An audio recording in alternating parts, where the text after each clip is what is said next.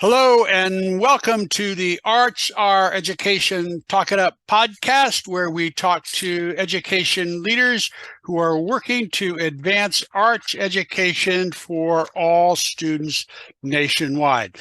I'm Jim Palmarini, your host. The National Coalition for Arts Standard is the sponsoring network for Arts Are Education. That's 10 national arts and arts education organizations dedicated to advancing rigorous standards-based K-12 arts education for every student. So today, in the second of two conversations, we are talking about the Connected Arts Network project, otherwise known as CAN. CAN is a 5-year initiative launched in 2022, dedicated to creating virtual professional learning communities, otherwise known as PLCs, nationwide, with educators in dance, music, theater, visual arts, and media arts. CAN is sponsored by the National Arts Education Association in partnership with the Educational Theater Association, the National Association for Music Education, and the National Dance Education Organization, and is fully funded through a U.S. Department of Education Assistance for Arts Education Program grant. So here's a little bit of overarching information about the program in case you don't know about it. The overarching vision of CAN is to build a sustainable model for professional learning for arts educators in public schools and public charters to strengthen their pedagogy, instruction, and leadership skills in order to better serve students through a lens of, am I out of order here? Through a lens of 4 goals. And this is a shorthand I'm going to give you here for a second. Students better served through the development of highly effective educators. Teachers themselves trained to become local and national arts education partners, and partnerships among schools, local education agencies, and national arts associations, and resources that include accessible instructional materials, strategies, and toolkits through 3 capacity building focus areas. That is, as noted here on the screen, equity, diversity, and inclusion, EDI, social and emotional learning, SEL, and leadership in teacher leadership. The CAN project was modeled after the successful structure of the Professional Learning Community Program in New York City, launched in 2022 with 60 dance, music, theater, and visual and media arts K-12 educators from across the country, under the guidance of 8 New York program teacher leaders and 5 PLC leaders as well. And speaking of PLC leaders, we are so fortunate to have 2 of those leaders here for a short conversation. Nicole S. Robinson is a Riverside arts consultant and educator working in the Fontana School District, who is serving as the Connected Arts Network professional learning community leader for the project's dance teacher educators. Welcome, Nicole. Thank you for having me. Thanks for being here. And LaSaundra Booth, Dr. LaSaundra Booth, is a national board certified teaching artist and arts administrator and faculty member at the College of Arts and Sciences at the University of North Carolina, Chapel Hill Music Department, and serves as the CAN Professional Learning Community Content Leader for music educators. Welcome, LaSaundra. Hello. Cue the applause. Hey, everybody. Spoken truly as a performer. I love it. So we're going to have just a brief conversation about your work in the project. So, LaSaundra, let's just start with you. How do you think participating in the Connected Arts Network project directly impacts an arts teacher's classroom practice? Thank you so much for that question, and thank you to all the sponsors who actually fund the CAN project and what we do. So I think there were 2 keywords from the slideshow presentation today when you talked about what can is and what can does. And those two keywords, or two S's. Does anybody want to know what they are? And I know people are going to be tuning in later, but if you know it, type it in the chat. It was an S and S. Okay. Well, the first one is sustainable, and to strengthen.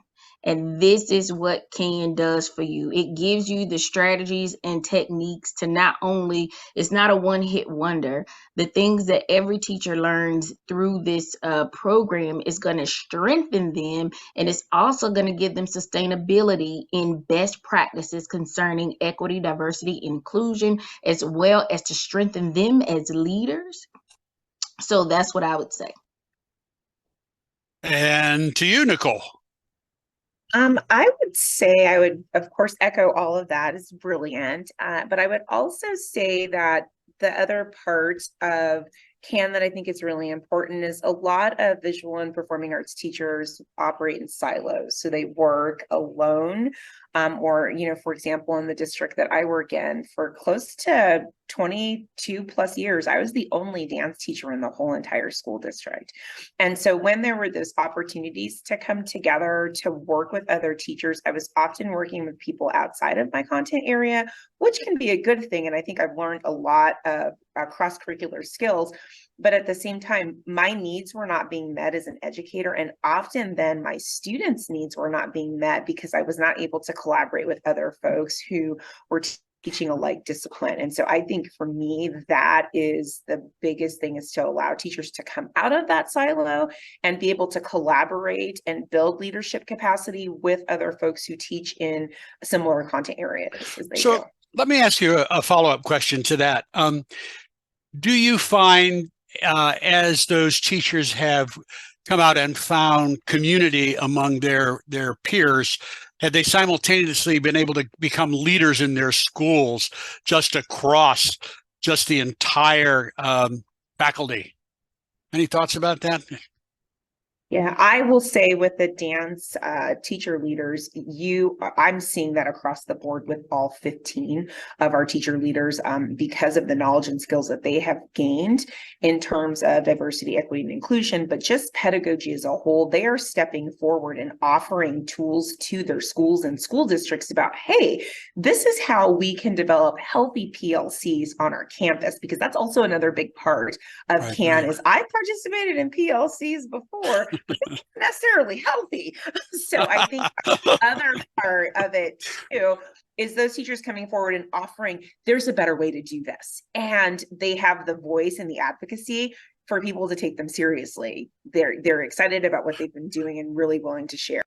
I really love that, because I like the idea that the arts educators are recognized for their professionalism, that they're not over there, but in the center of the conversation. LaSaundra, any other thoughts about that?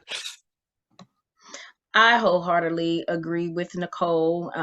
Speaking for the National Association for Music Education, there were so many teachers who are already leaders anyway. So we have Grammy music teacher education finalists. We have the I think it's like the Country Music Awards. Many of our teachers received medals of excellence from the Country Music Association as well.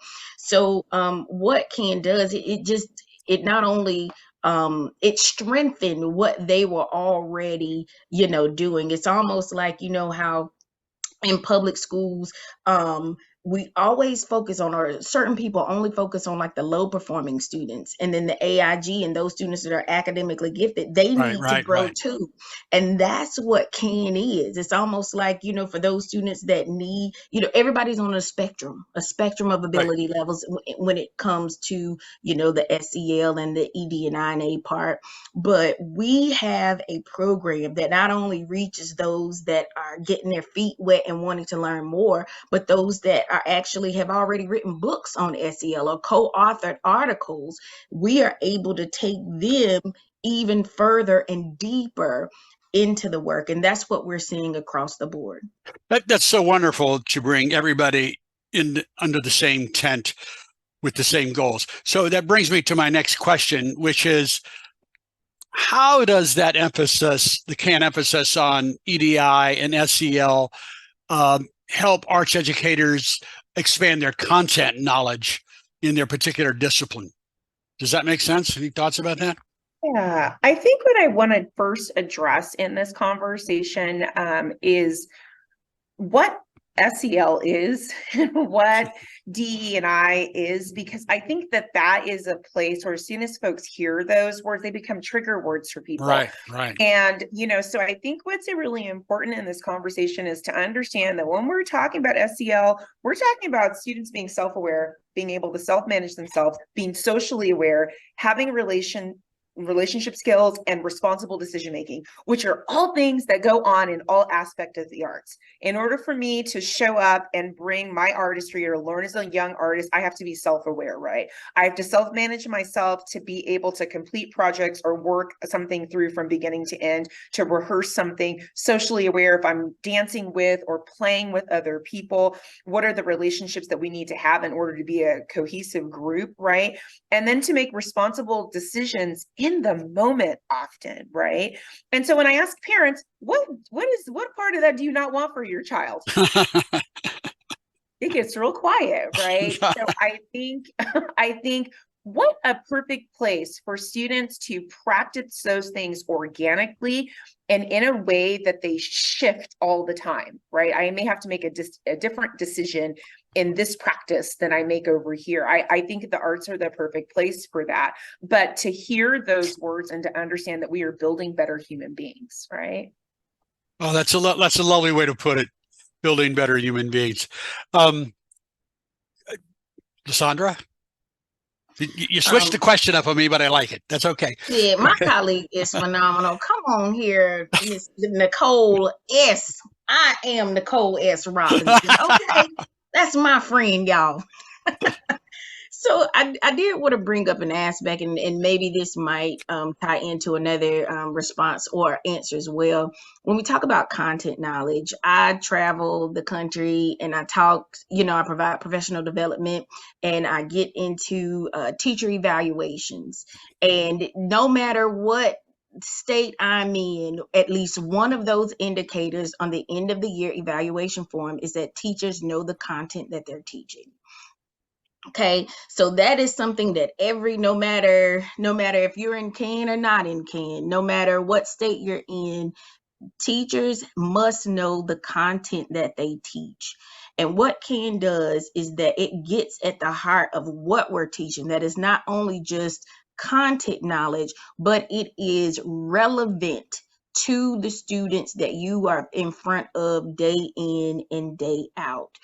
So what I have seen across the board is that this program definitely impacts not only teachers' ability to teach and know the content that they're teaching, but to teach it in a way that is culturally relevant to every student in the classroom.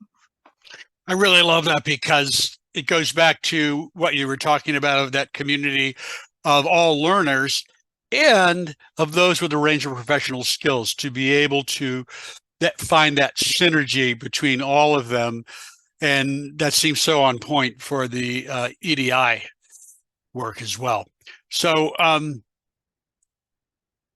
want to ask a follow-up question about that, given this is a standards-based project in its way. How, for the two of you, have the national art standards or your state standards played into the work?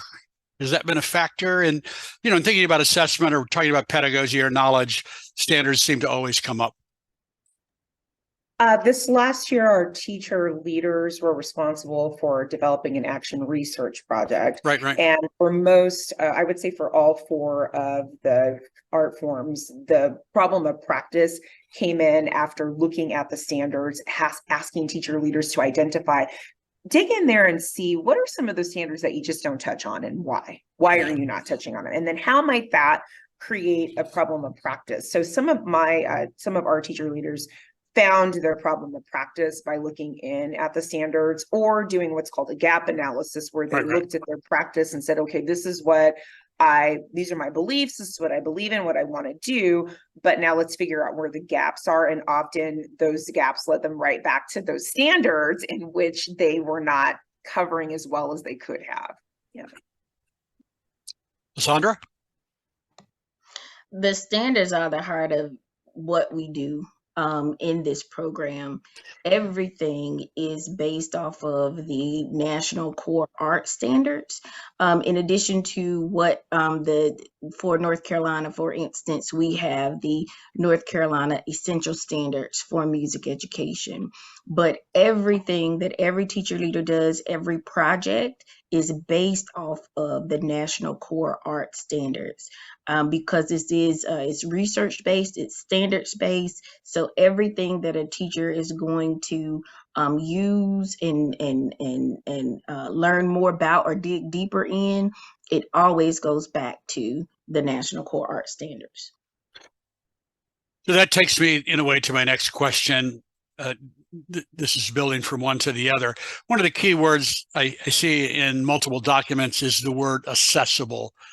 So you can talk specifically about your individual arts disciplines, but can you give me an example how a can dance or a music educator has created a more accessible arts classroom for every student? In a way, we've kind of danced around that question, but I love that term.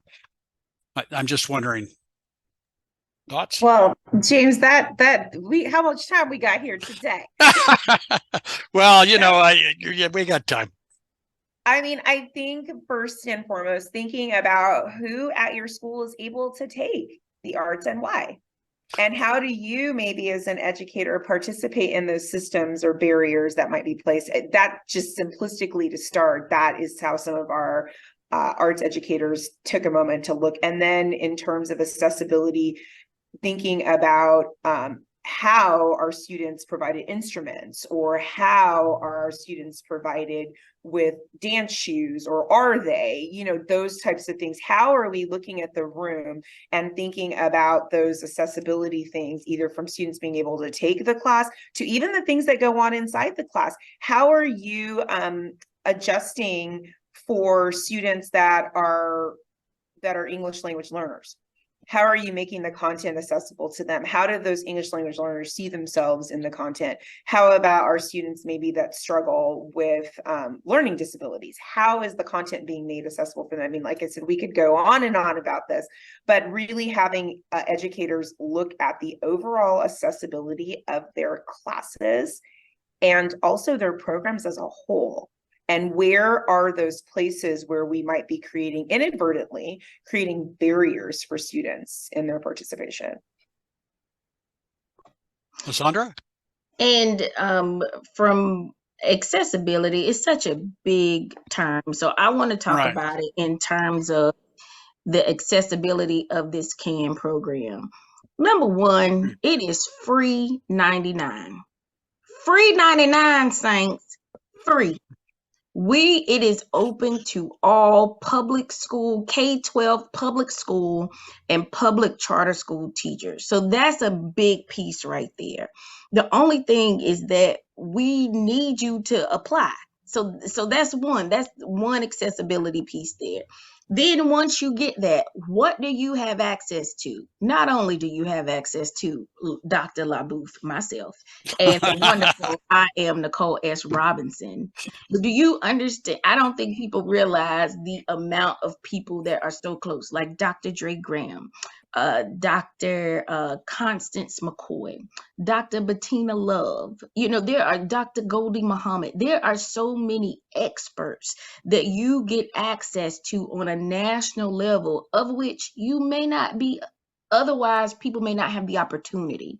So there are so many resources and benefits of CAN, which becomes accessible to you as a K-12 teacher. And then in terms of all of that goodness you're getting, that rich content, this rich professional development that every single participating teacher will receive, then trickles down to their classroom and how they operate. So it's almost like the goodness flows from the head down. So once you get involved with CAN, then we will see more accessibility open up, one classroom at a time, but teachers have to, accept the invitation that we're offering.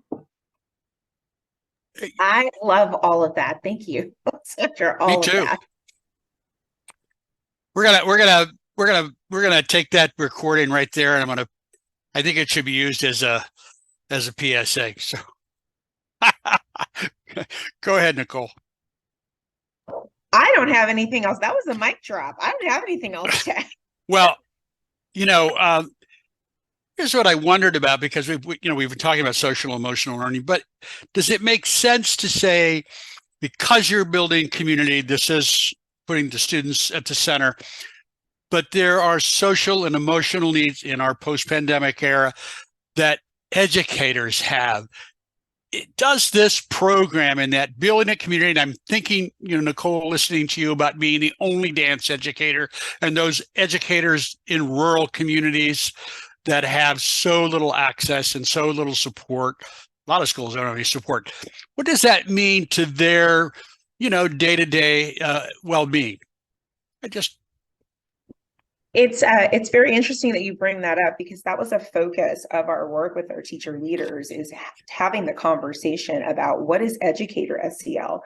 And some of our teacher leaders had never even seen that wheel before, because the focus has been, particularly since the pandemic, on students. But what is beautiful about CAN is CAN understands that if teachers are not able to orient themselves to be optimistic, that they can't cultivate compassion and curiosity, that they're not able to explore their own emotions, and they don't understand their identity, they're dead in the water when it comes to student SEL. Sure. So that is the beautiful part about this. You have, as my friend LaSaundra said, all of this goodness, and it is spilling out to all of these teachers who are in turn becoming well and engaged and ready to lead in their own places and spaces, whether it's their classroom or their site PLCs or their district PLCs, but they're ready to do that type of work. So then they can then strengthen their pedagogy and streamline student learning, because they're well. And I think that's the thing that people forget about. And as you're thinking, if you're on the fence about whether or not I want to do this, ask yourself, are you well all the time? Do you come into the classroom with a sense of curiosity and creativity and joy? And if the answer to that is no, not every day, then come on. What you waiting for? This is it. This is as good as it's going to get in art education. LaSaundra. And I would just like to add too, is that I can just take a moment to be personal here. I did not know that Nicole was the friend that I always needed. Had I not I met Nicole, March of 2022. She was the national content manager for dance. I was the national content, one of the national content managers for music education. And she and I just hit it off. So I had no idea that even in building and becoming a, PLC builder, that I needed a PLC. And oftentimes I'm able to build, throw ideas off Nicole. She bounces ideas off me. I'm often calling her late at night because she's on the West Coast. I'm on the East Coast, and I'm texting her midnight, and she's like, "What are you doing up so late?" And other people are looking at our friendship like, y'all have been friends forever. No, CAN brought us together. And I find that with many people in our PLC, you find that one person you connect to, or that two people or a group of people that you can connect to even outside of this work. And it just makes the bond that you have with that person stronger. And I would just say, we humans need other humans, but I'm so grateful for this opportunity that now I have a lifelong friend that I found through this program. So you not only connect, your students will get connections, but you as teacher leaders and teacher participants, you're going to connect with each other, and just look at, the lifelong friendships that you will form when you join CAN. So come on and join. I wanted to ask you sort of one little more of a drill down question about, there is wondering to action plan. And I noted the emphasis on learning targets and assessment. How much discussion has there been with CAN teachers about learning targets and assessment? This is, it takes us back a little bit, I think, to standards, but has that been part of the learning and the work that you've done?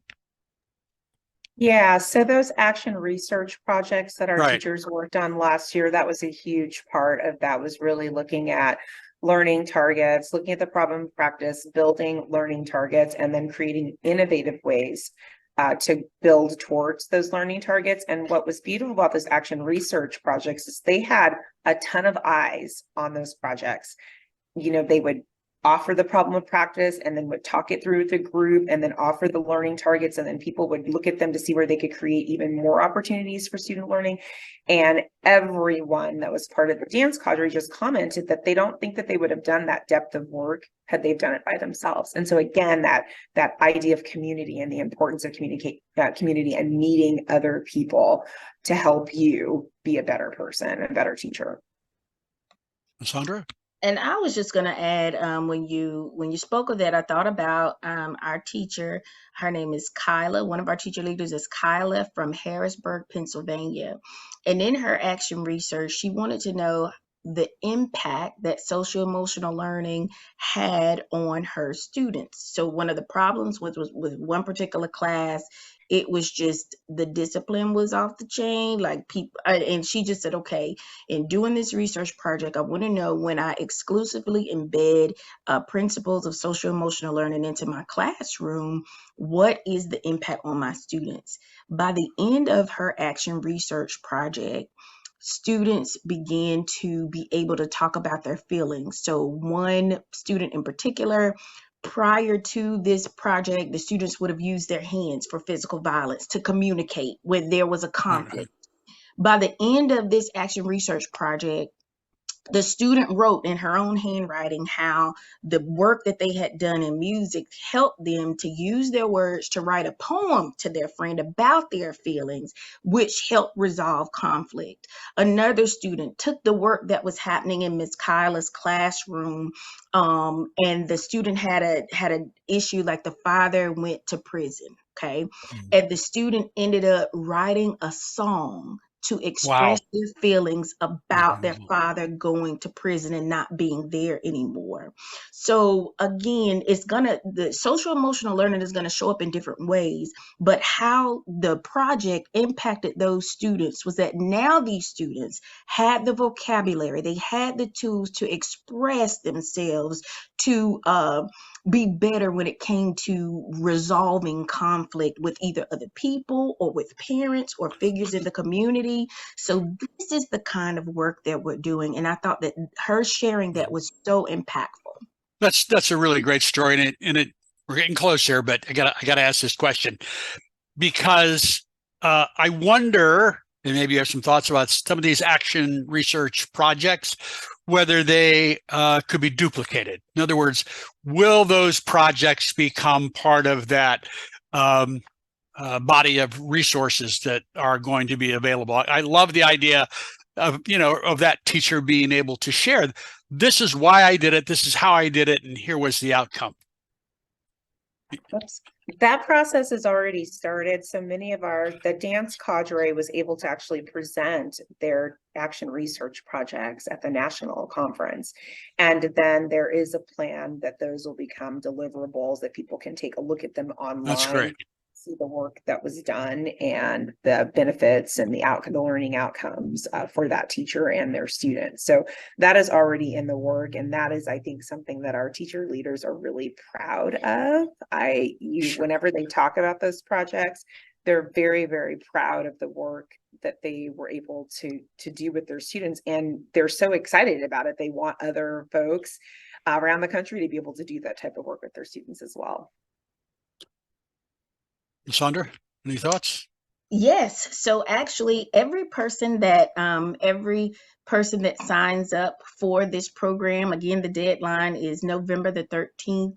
Those teacher leaders or those teachers who sign up by November 13th, the whole spring curriculum is getting access to those action research projects. Oh, great. That is Great. a part of the spring curriculum. And then by fall 2024, once the teacher participants have seen what action research looks like in the classroom, the amount of cycles, what goes on in that, beginning in fall 2024, teachers will then begin to do their own action research projects based on, what they've seen and based on what their students need right now in the classrooms that they face, so that we can duplicate what's happening. One building upon another to create this huge body of work that everybody can access. All right. Wrap up question. You have been just really wonderful and gracious, and I'm grateful.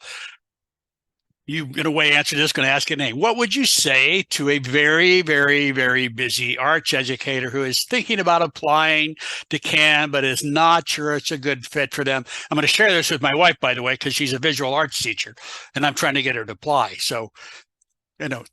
I'm going to say this right now. It's 10 meetings a year. That's it. It's 10 meetings a year. So those little sad PLC meetings you have at your school, you have more than those. You have more of those than these. It's 10 meetings a year. That's it. And when you say it out loud, you go, oh, well, I could do that, right? So I would offer that. I know that I've been hearing a little bit about people on the video, like it's making them feel some kind of way. Like, I don't know. We just want to see you talk about your path. And sometimes it's just easier to get to know somebody seeing them like this, right? Like, because we could have done this whole recording as a paper, right? Who would have read it? Fun, right? So that is really the other part of it, is just to see you in your environment and who you are, and just be able to see your passion, see all the goodness that's inside of you, so we can bring it into the group. I have two things. The first thing is, you give the best parts of yourself to everybody else. It's time to give the best parts of yourself to you by joining CAN. Okay? The school gets it. The soccer team gets it. Everybody else gets it.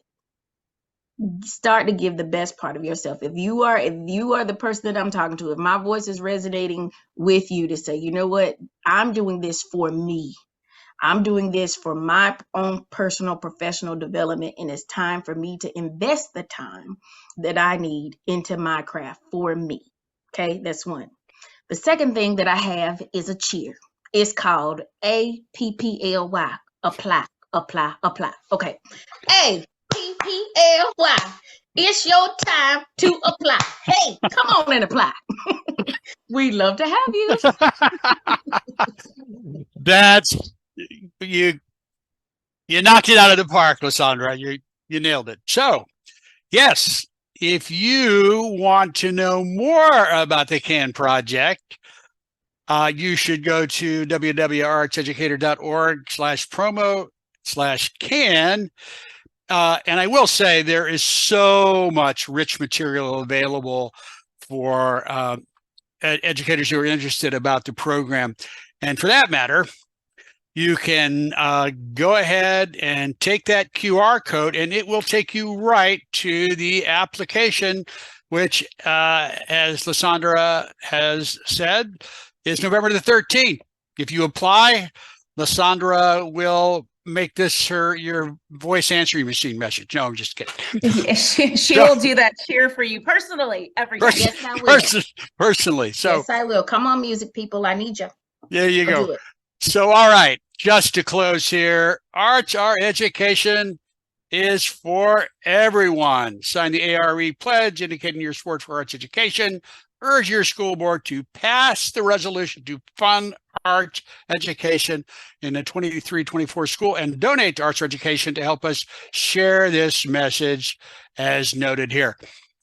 LaSaundra, Nicole, thank you so much for being just wonderful advocates and good sports for this podcast. So thank you. You bet. And at that, signing off.